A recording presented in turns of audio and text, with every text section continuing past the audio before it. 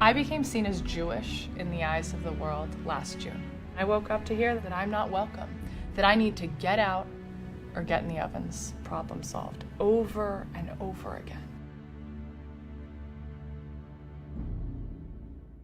I want you to meet Erin Schrode. She started an eco platform and an environmental nonprofit, Turning Green, when she was just 13 years old.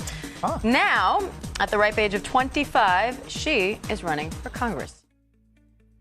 When I was gathering signatures to make it onto the ballot, I heard from this young woman. Her father had said politics wasn't for women, it wasn't for young people. And she said she walked into dinner with an article about our campaign and said, if she can do it, I can do it. I launched the campaign for Congress to expand the definition of who can be a politician.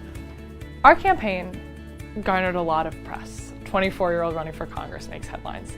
It's Fox, CNN, New York Times. One of these headlines said, progressive, pro-Israel, and potentially the youngest woman in Congress. Pro-Israel, in my mind, is not a negative thing.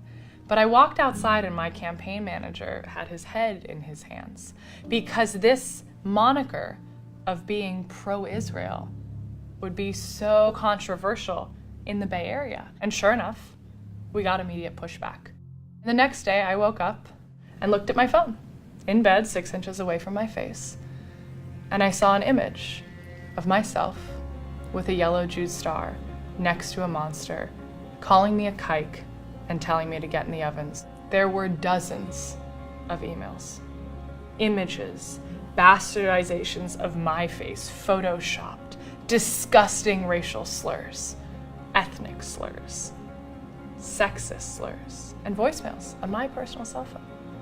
There's a man, a now notorious neo-Nazi Andrew Anglin, who had written a piece about the filthy Jewess running for Congress in California and invited his troll army to go tell me what they thought of me. And they'd done just that by the tens of thousands.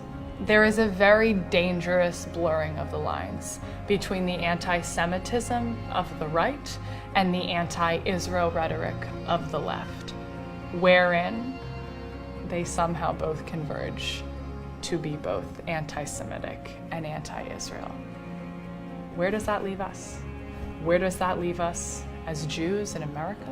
Where does that leave us as supporters of the State of Israel? In the wake of personal attacks on me and spiking anti-Semitism, rising white supremacy, the existence of the State of Israel has become all the more important. We've been a stateless people for 1900 years. And there is a state now where we find this safety, where we find this refuge. Maybe you're feeling oppression. Maybe you're feeling the hatred coming from the left, coming from the right. Maybe you're feeling confused or lost. But something that I've seen, that I've grown to love and to cherish and to appreciate in the Jewish community is the fact that we come together. Jews have been showing up for others for centuries. And we must also now show up for ourselves. We cannot allow these forces of hatred to divide us. If not us, who? If not here, where? And if not now, at this moment in our country and at this moment in history, when?